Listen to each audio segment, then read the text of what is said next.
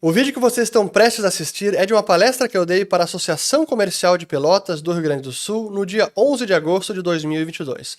Nós falamos do panorama da economia mundial, do fim da globalização, da grande inflação global de 2022 e de como os bancos centrais do planeta estão apertando os juros para debelar esse dragão inflacionário. E por fim, falamos de como essa conjuntura internacional está impactando o Brasil, especialmente agora, diante de eleições presidenciais deste ano. Se gostaram do conteúdo, considerem se inscrever no canal, ativando o sininho aqui embaixo e também compartilhando este vídeo. Vamos lá!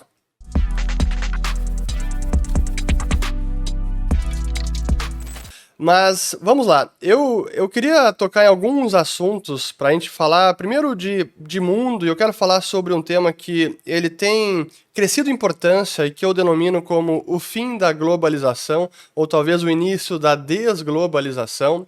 Depois falaremos sobre a inflação global que o mundo está vivendo nos últimos meses, o Brasil até um pouco antes, o mundo desenvolvido começou especialmente em 2022, mas os sinais de que a inflação poderia chegar já estavam dados no ano passado. Aí falaremos do ciclo de aperto monetário que está acontecendo pelos principais bancos centrais do planeta e como isso impacta o Brasil, e também traremos um pouco para o nosso cenário agora de curto prazo em face das eleições que teremos agora em setembro. Então esse é o nosso panorama da conversa de hoje. Então, falando primeiro dessa desglobalização, que fenômeno é esse, por que ele é importante, como impacta a gente? A verdade é que digamos, a desintegração das cadeias produtivas mundiais, isso já estava começando, certamente com a presidência do Trump, mas não apenas com a presidência do Trump, porque o mundo entrava numa nova Guerra Fria, tendo de um lado a China, logo depois da ascensão ao poder do Xi Jinping, com uma visão muito mais socialista para a China, como eles mesmos se denominam, é um socialismo com características chinesas, e com uma visão de hegemonia mundial. Essa era a visão do Xi Jinping, que começou lá em 2012, quando ele se tornou o líder da China. E depois, com Trump no poder em 2016, quando ganhou as eleições americanas, a gente teve aquela guerra tarifária, e ali talvez estavam alguns dos embriões dessa desglobalização do mundo se desintegrando comercialmente, que foi o que a gente viveu nas últimas 2 ou quase 3 décadas, quando a China se inseriu de fato no mundo, a partir de 2001, quando começou a fazer parte da Organização Mundial do Comércio, né, a World Trade Organization. Aquele foi um marco importante porque as cadeias produtivas começaram a se integrar e de forma muito aprofundada, e a China entrando no comércio mundial trouxe ganhos de produtividade, de pressões deflacionárias, porque foi a China se tornando a fábrica do planeta inteiro, e o mundo pôde viver durante 2 décadas praticamente, de 2001 até 2021, períodos de inflação relativamente baixa, com algum outro pico lá em 2008, logo na véspera da crise financeira, mas em larga medida foram 2 décadas de inflação baixa. Mas com a guerra tarifária e aí a pandemia, e esse foi o grande catalisador, porque o mundo se deu conta que mais do que preço baixo, qualidade, a segurança de fornecimento passava a ser um elemento cada vez mais importante, se não a prioridade quando se fala de produção industrial e suprimentos no mundo inteiro. E a pandemia foi o grande catalisador, porque a gente viu o que aconteceu logo depois ali de março de 2020, onde vários países fecharam suas fronteiras ou restringiram fábricas de operarem, o comércio foi fechado, seja por medidas impostas por governos, seja pelas próprias empresas com receio do novo vírus e o desconhecimento que vigorava naquele momento, era uma grande incerteza. A gente viu essa perturbação e até uma interrupção nas cadeias de suprimentos globais. E aí foi o momento em que quem trabalha no setor de compras percebeu que, agora talvez mais importante do que ter o preço baixo e a qualidade do fornecedor que está do outro lado do mundo, talvez eu precise ter redundância e olhar mais perto das minhas fronteiras ou dos meus canais de suprimentos e de distribuição, alguns fornecedores que eu possa confiar porque eu não sei se semana que vem ele vai estar fechado, porque o governo, ou na região onde ele está inserido, houve uma medida que não, agora não pode mais operar, fechem as portas, temos que controlar o vírus. Então, esse foi o primeiro catalisador dessa grande desglobalização que o mundo está vivendo, ou o fim da globalização. Então, a segurança de fornecimento, em 2020, já começou a ser o item prioritário para quem produz mundialmente. Segurança de fornecimento. Só que tivemos, ao longo de 2021, à medida que a pandemia foi sendo mais conhecida e as medidas de contenção do vírus, medidas sanitárias, as vacinas que foram surgindo, a gente teve mais conhecimento, menos imprevisibilidade ou incerteza sobre o futuro, a gente foi aprendendo a lidar com esse problema mundial. Só que aí iniciaram as tensões na Europa, que eram tensões latentes, mas que o mundo não estava prestando muita atenção. Essa era a grande verdade. Que foi a guerra da Rússia contra a Ucrânia, a invasão da Ucrânia pela Rússia em fevereiro de 2022, mas as tensões que começaram durante o ano de 2021. A gente via vários pronunciamentos do Vladimir Putin, inclusive um artigo muito extenso que ele escreveu em meados do ano passado, dizendo, assim, esclarecendo para o mundo, com todas as letras, a sua visão com relação à Ucrânia, o que representava a OTAN, enfim, utilizando todas as suas justificativas para em algum momento fazer o movimento que acabou fazendo em fevereiro de 2022. Mas isso já estava ali sendo gestado, esse problema geopolítico, um potencial confronto entre Rússia e Ucrânia. E quando ele estourou, em fevereiro desse ano, a gente viu o que aconteceu com o preço do petróleo, que de negativo, até engraçado isso, né? O preço do petróleo chegou a menos 40, o contrato futuro, lá em o contrato de junho de 2020. Isso foi quando o mundo estava parando, foi um grande choque de demanda e de oferta, e o barril de petróleo, o contrato futuro, chegou a ser negociado com quase $40 abaixo de zero. Os produtores estavam pagando as pessoas para receber o petróleo e guardar. Mas em 2022, quando estourou a guerra, foi o oposto. O barril de petróleo chegou a 130, até quase $140, seja o Brent, seja o do oeste de Texas. E com isso, os derivados de petróleo, gasolina, óleo diesel, também tiveram uma pressão enorme de preço, e a gente começou a ter esse choque energético, que também não iniciou com a guerra, mas a guerra agravou. A Europa inteira já vinha com problemas de fornecimento de gás, as commodities energéticas já estavam subindo ao longo de 2021, mas chegou o estouro da guerra e aí foi disparada de preços de commodities energéticas. E para a Europa, sobretudo o gás natural, que até é um problema, não vamos ter tempo de falar sobre isso aqui, mas tem sido um problema para a Europa, o gás natural. Então esse foi mais um fator que fez com que os empresários, as fábricas do mundo inteiro repensassem os seus relacionamentos, os seus canais de suprimentos, porque agora, além da pandemia, tinha também essa guerra com a Rússia e a Ucrânia, e o mundo formando um bloco com Rússia e China, que deu um grande aval geopolítico para a Rússia invadir a Ucrânia. Isso foi logo antes da invasão, quando teve as Olimpíadas de Inverno na China, e Vladimir Putin esteve lá, e foi realmente concedido esse aval implícito: pode invadir que nós estamos do seu lado. Isso foi o que Xi Jinping disse para Vladimir Putin. Então esse foi o segundo fator que contribuiu para essa desglobalização.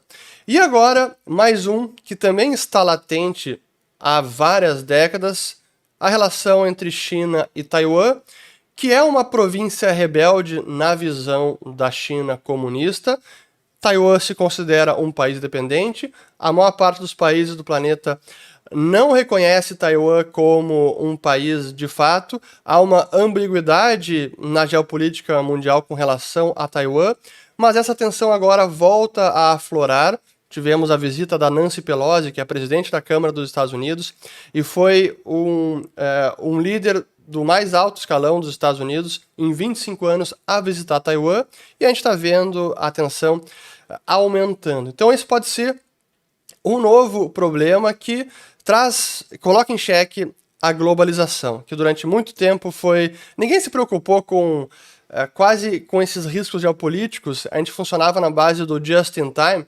Precisa de um fornecimento, acha o fornecedor na China, faz o pedido, negocia preço, qualidade, especificação técnica, ótimo, manda para cá e pronto. Mas agora tudo isso houve uma grande perturbação e está impactando toda a cadeia de suprimentos globais, assim como logística internacional, fretes marítimos. Felizmente, nos últimos 2 meses tivemos um alívio de preço, mas quem opera containers, ou quem precisa, quem depende de frete de containers, sabe que teve uma disparada de 10 vezes do preço, de meados de 2020 para meados de 2021, 10 vezes foi que subiu o preço. Uma loucura. Mas esses foram os efeitos desse fim da globalização que o mundo está vivendo, e talvez nós estejamos ainda no início dessa tendência. O mundo se desintegrando, formando mais blocos regionais, onde a prioridade segurança de fornecimento acaba ocupando o posto número 1 da lista das empresas mundo afora. Então esse é o tema de fim da globalização que eu queria começar essa conversa. Mas tudo isso que está acontecendo, que tem a ver com geopolítica, política doméstica, também teve impacto na economia. E talvez o primeiro indicador disso tudo seja a inflação que nós estamos vendo nos Estados Unidos, na Europa, na Ásia, em vários locais, América Latina, que está no maior nível em 40 anos. Estados Unidos teve a inflação divulgada ontem, que teve uma leve queda no acumulado de 12 meses, que foi para 8,5%, e isso o mercado comemorou. Vejam só, estava em 9,1% e aí caiu para 8,5%, o mercado comemorou. 8,5% é algo que não acontecia desde o início da década de 80 nos Estados Unidos. Esse é o nível de inflação global.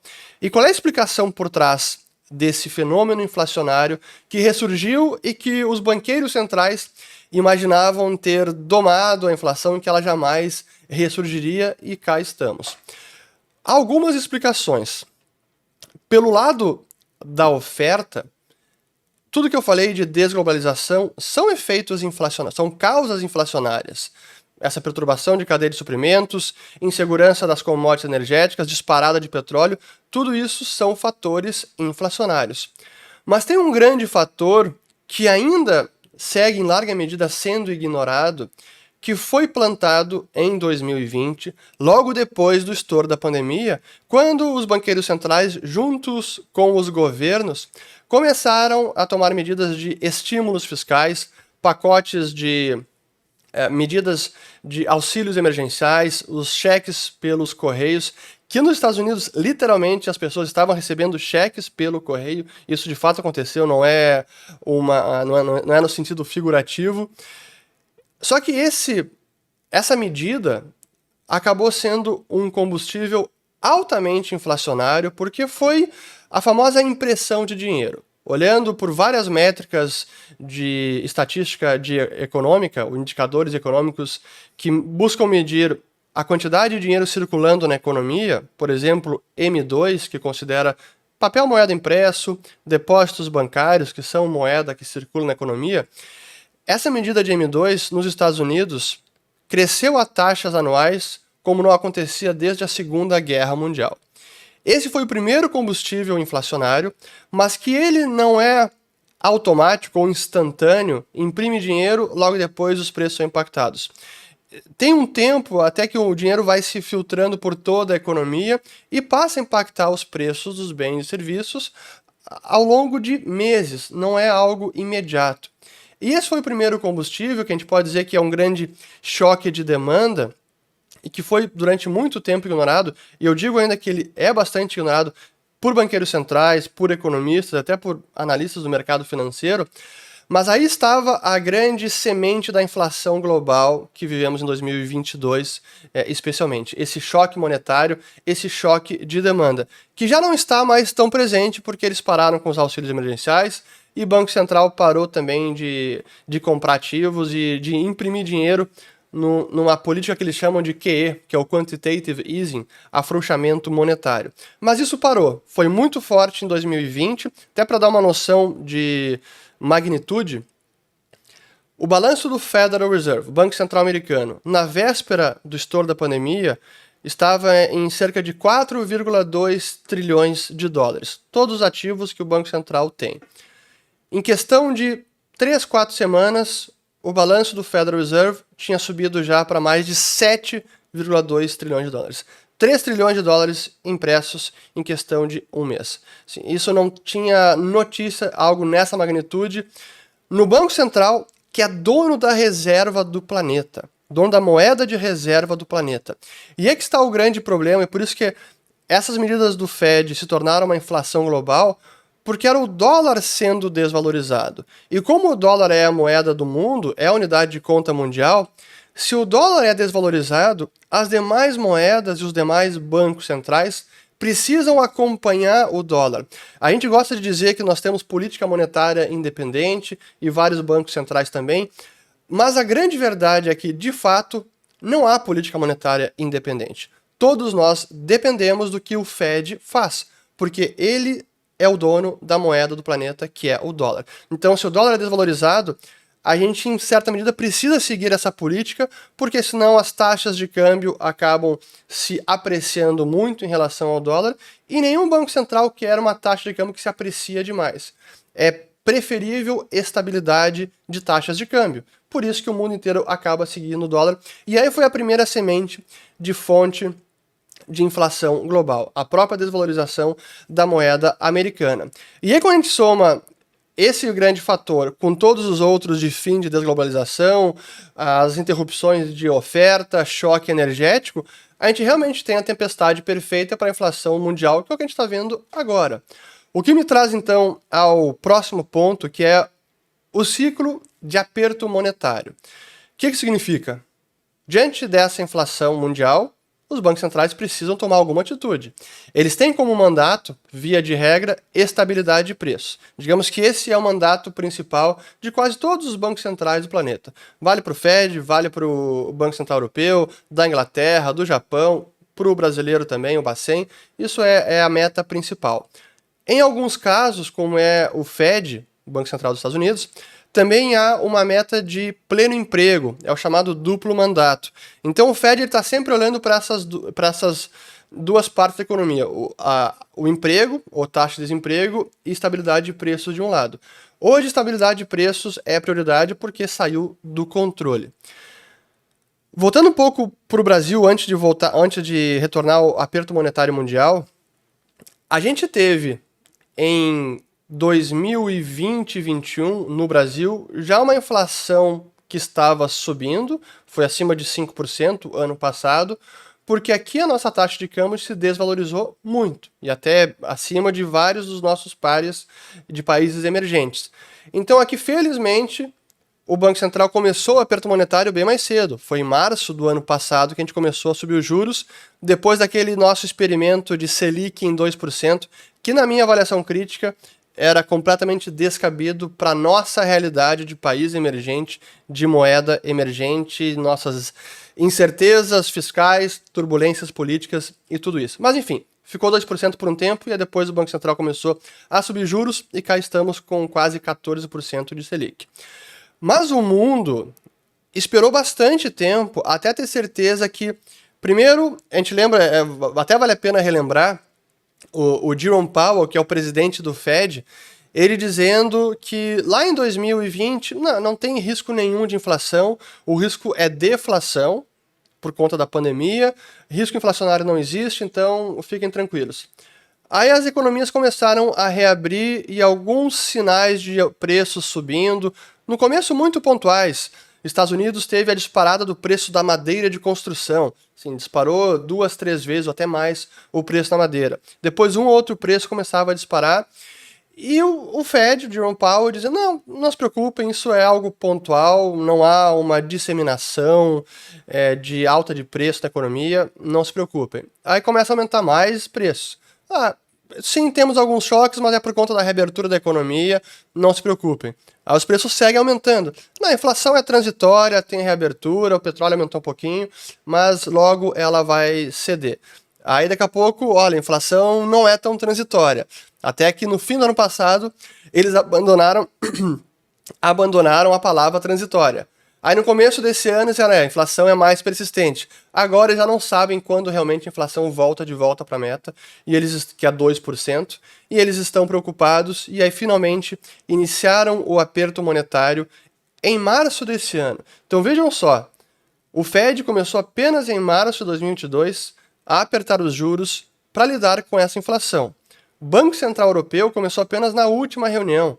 O Banco Central Europeu, com inflação de mais de 8%, que é a maior inflação da história do euro, que é a moeda única europeia, e o BCE começou a aumentar a inflação, a aumentar a taxa de juros apenas na última reunião, que estava em negativos, menos 0,5%, e eles aumentaram agora para 0%. Então, ainda assim, com a inflação em 8%, eles aumentaram os juros para 0%. Então, claro que os banqueiros centrais de moedas de reserva estão atrás da curva, e por isso que, por hora, não há sinais de que eles vão parar com esse ciclo de aperto monetário. O mercado financeiro, para quem acompanha mais de perto, ele é muito, digamos, bipolar ou errático. Ele fica alegre rapidamente, eufórico, e no dia seguinte já fica mais depressivo.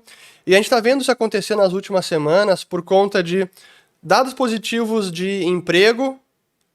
É ruim para o Fed porque ele vai ter que apertar os juros. O mercado está aquecido, pressão de salário, vamos ter que apertar os juros. Aí ontem saiu a inflação americana, que veio a leitura mensal de julho em 0%, o núcleo de inflação em 0,3%, mas a leitura oficial em 0%, e aí caiu o acumulado de 12 meses. Aí o mercado já ficou eufórico, já que a inflação chegou no pico, o Fed não vai apertar os juros tão rápido quanto a gente imaginava ou tão intensamente. Mas a verdade é que certeza sobre isso ninguém tem. Porque esse é o problema da dinâmica inflacionária, que depois que a moeda é desvalorizada nessa magnitude, depois que a gente tem esses tipos de choques que nós estamos tendo, da pandemia, cadeia de suprimentos, desglobalização, commodities energéticas, guerra na Europa, tensão de Taiwan, são elementos que ninguém consegue prever com acurácia como vai se comportar e como, num eventual conflito ou escalada de tensões, como isso repercute nesses preços.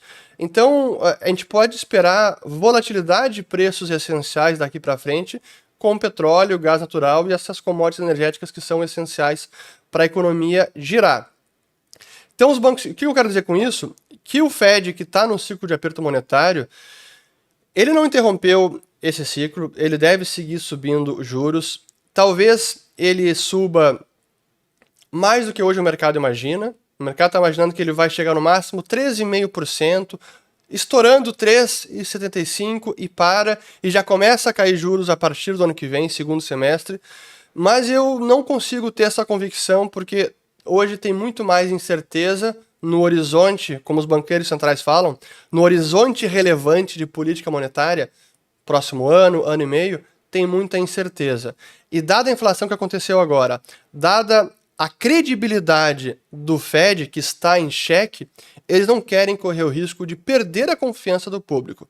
Por isso, pode subir os juros mais do que hoje o mercado está esperando, talvez para 4%, talvez para 5%, e pode manter os juros nesses patamares por um período mais elevado que o mercado também está imaginando.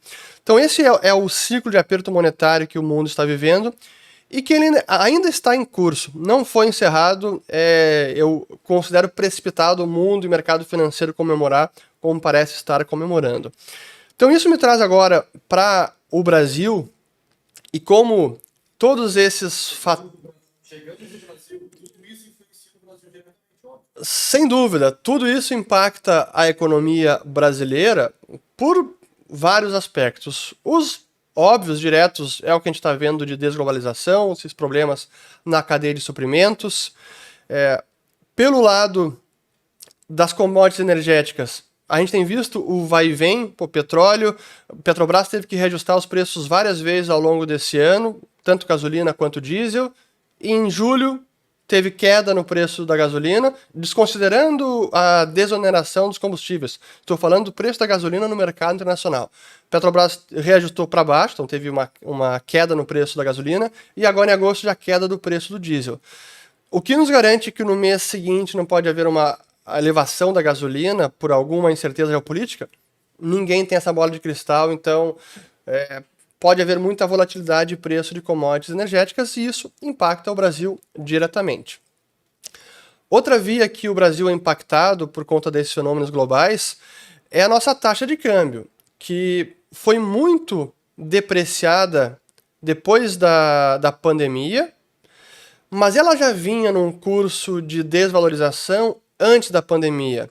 E até quem me acompanha nas redes sociais, no meu canal no YouTube, todos os vídeos que eu produzo em análises econômicas, eu já vinha criticando essa política do Paulo Guedes, ou política econômica do governo, de real mais depreciado, antes da pandemia. Foi já em novembro de 19 quando o real chegou à máxima nominal, que foi 4,20. Novembro de 19. E é claro, quando teve a pandemia, as moedas se desvalorizaram mais ainda e o Brasil sofreu mais. E acabou sofrendo mais também por conta daquela política que eu mencionei de Selic em 2%, que era uma medida de estimular a economia, mas eu reitero, um juro muito baixo para a nossa realidade de país emergente. Mas isso teve o efeito de câmbio depreciado e câmbio muito volátil. Quem empresário aqui está escutando e precisa importar ou exportar, sabe quanto custo e ineficiência que traz para as empresas a volatilidade do câmbio. Não estou nem falando de depreciação, mas sim a volatilidade. A incerteza se o câmbio semana que vem vai estar 5,15 ou 5 ou 5,40. Isso traz muita ineficiência, muito custo, que é desperdício completo. E grande parte desse movimento foi causado por essa política monetária muito frouxa pelo nosso Banco Central. Só que agora a gente está no movimento inverso, né? A gente veio fazendo esse aperto de juros, chegamos com o Selic em quase 14%, está em 13,75%. Acredito que tenhamos chegado ao fim desse ciclo de aperto monetário, mas o mundo ainda não acabou. Então, talvez, se Fed seguir subindo muitos juros, isso pode, talvez, postergar o fim do nosso ciclo de aperto monetário. O que eu quero dizer com isso? Que a Selic pode subir um pouquinho mais, mas seria algo bem pontual e nada relevante, dado o nível atual da Selic, quase 14%. Mas esse cenário mundial impacta, então, a gente via câmbio, impacta via taxa de juros também, porque as taxas de juros praticadas nos Estados Unidos, e aí quando eu falo nos Estados Unidos, olhando principalmente a dívida pública americana, o juro nos títulos do Tesouro Americano, chamados de Treasuries, esses são os juros que realmente balizam o restante do mundo. Assim como a moeda americana exerce uma força gravitacional sobre todas as demais moedas, a taxa de juros também. Ela é uma baliza e é um piso para as demais taxas de juros do planeta.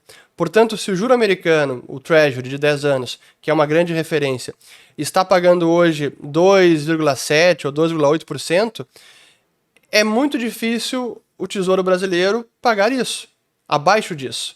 Vai ser isso mais um prêmio, porque nós somos mais arriscados.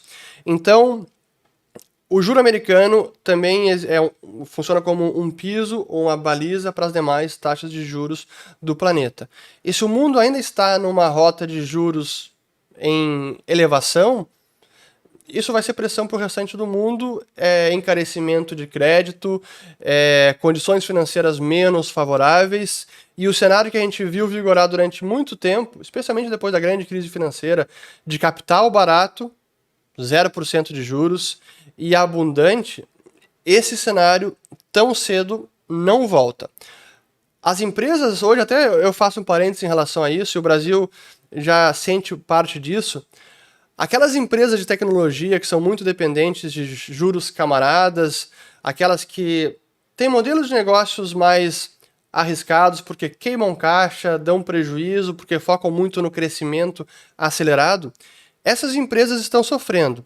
Essas são as primeiras que começaram a demitir lá nos Estados Unidos, e esse perfil de empresa, pode resumir como startups ou empresas ainda em estágios não tão maduros de existência, essas estão sofrendo bastante, porque o capital realmente escasseou. Então elas precisam cortar custo rapidamente, precisam buscar rentabilizar o negócio, gerar caixa, porque aquele acionista que estava disposto a bancar aquela farra e colocar dinheiro, esse sumiu. Aquela instituição financeira que também estava disposta a financiar esse negócio, porque também precisava dar retorno e buscar algum negócio que rentabilizasse acima de 0%, esse capital também sumiu. Então, essas empresas precisam sobreviver com as próprias pernas. A gente está vendo isso nos Estados Unidos, as empresas desse perfil no Brasil também estão sofrendo e acabam tendo que reduzir pessoal e reajustar o seu modelo de negócio. Então, essas são as formas pelas quais o Brasil acaba sendo impactado. E aí, por fim, dito tudo isso, eu vou já trazer aqui para o Brasil e eleições, que também poderia fazer quase que um almoço inteiro sobre eleições, mas a gente já está cansado de ouvir de eleições, mas infelizmente teremos que ouvir mais sobre eleições, pelo menos até a conclusão da eleição desse ano. Mas a verdade é que, como mensagem principal até, e talvez macro de tudo isso, sem dúvida que as eleições no Brasil e o governo que está no poder e que chegará ao poder passadas as eleições tem importância, vai afetar a nossa economia, as políticas econômicas que forem implementadas terão impacto positivo ou negativo, mas a dinâmica mundial importa muito. O ciclo econômico mundial importa muito, essas variáveis macro importam muito, os nossos parceiros comerciais crescendo ou desacelerando ou em recessão também importam muito.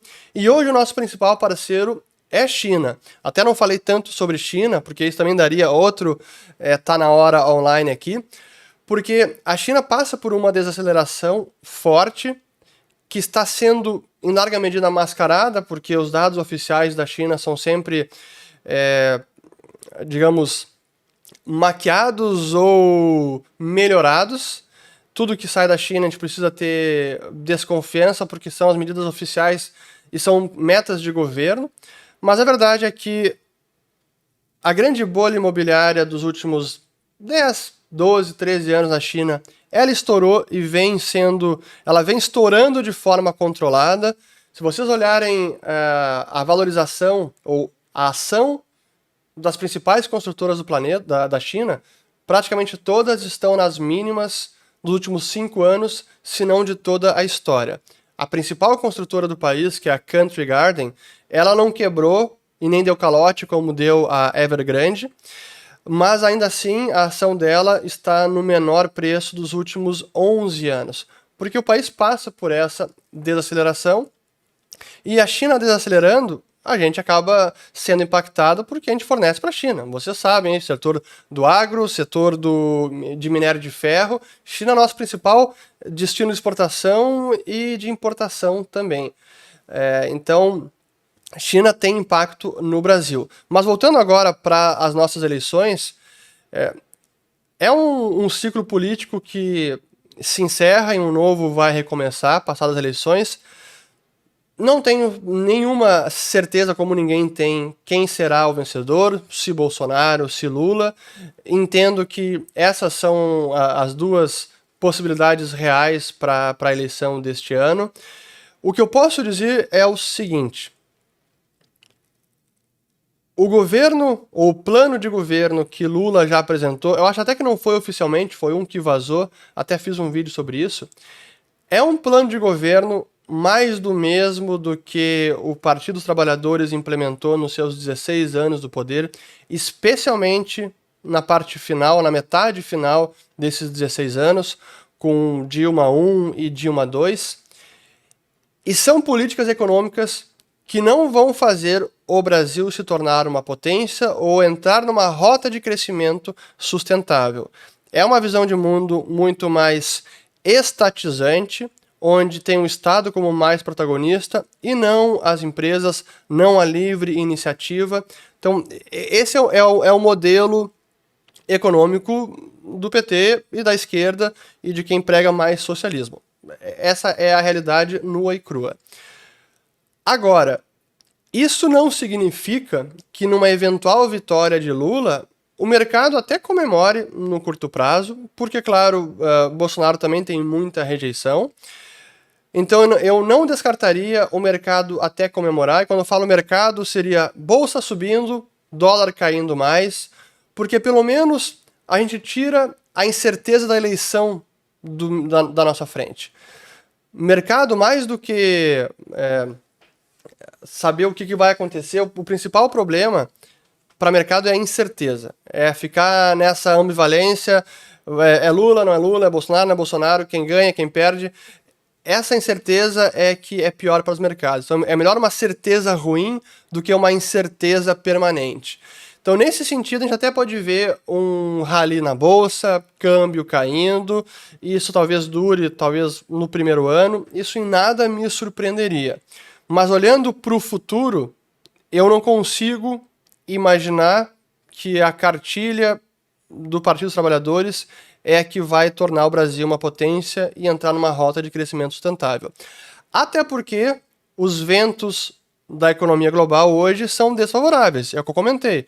Ciclo econômico, o ciclo de aperto monetário ainda em curso, China desacelerando, é exatamente o oposto do que a gente teve lá em 2002 ou 2003, quando Lula começou o seu primeiro mandato, onde a China estava entrando numa rota de crescimento pujante, Estados Unidos reduzindo juros e ali gerando aquela bolha imobiliária no mundo inteiro, que ocorreu nos Estados Unidos, na Europa, na China ainda continuava. Então aqueles ventos favoráveis da economia mundial, grande boom de commodities, isso não necessariamente está presente agora para o Brasil. Então esse é o cenário. Aí Bolsonaro, a sua agenda, o Bolsonaro ganhando. Pelo menos no discurso e na tentativa da equipe do Paulo Guedes, é sim uma agenda liberalizante. Acho que foi essa semana que saiu o plano de governo do Bolsonaro, e a gente vê ali as diretrizes, o norte do plano de governo, e certamente na figura do Paulo Guedes e na sua equipe econômica, a direção e o objetivo é de liberalizar a economia, atrair investimento estrangeiro, manter os pilares macroeconômicos para que a gente consiga entrar numa rota de crescimento sustentável. Se vai conseguir fazer isso, são outros 500, porque o problema da política a gente já conhece. O próprio primeiro governo, o mandato número 1 de Bolsonaro, a gente sabe que acabou frustrando muitas das ideias do Paulo Guedes, tanto é que o secretário Salim Matar, que era o secretário especial de desestatização, acabou pedindo as contas porque viu que era difícil lutar contra a máquina pública e toda a burocracia. Mas pelo menos no discurso, no norte, essa é a visão desse governo. Na prática, ou pelo menos da equipe do Paulo Guedes. Bolsonaro a gente sabe que não tem a cabeça de liberal, mas tem delegado essas decisões a Paulo Guedes, mas a política é difícil. Então quando a gente vê as eleições agora de 2022, é um cenário ainda de incerteza, ninguém sabe quem vai ganhar. Infelizmente, até termos uma conclusão, teremos volatilidade de mercados, câmbio, mas eu no curto prazo não consigo prever terra arrasada, mesmo se Lula ganhar, até porque ele já está sinalizando uma aproximação ao centro, porque ele entende que se não fizer isso, ele mesmo não vai conseguir se eleger. Mas olhando para o longo prazo, eu entendo que um governo, seguindo a cartilha que foi divulgada pelo Partido dos Trabalhadores, não seria bom para a nossa economia, para um crescimento sustentável. Então, com isso, eu encerro aqui e a gente pode abrir para as perguntas e obrigado pela atenção de todos. Muito bem, espero que tenham gostado. Compartilhem o vídeo se acharem que foi proveitoso e considerem também se inscrever aqui no canal para assistir os demais conteúdos que nós produzimos. Valeu, até o próximo vídeo.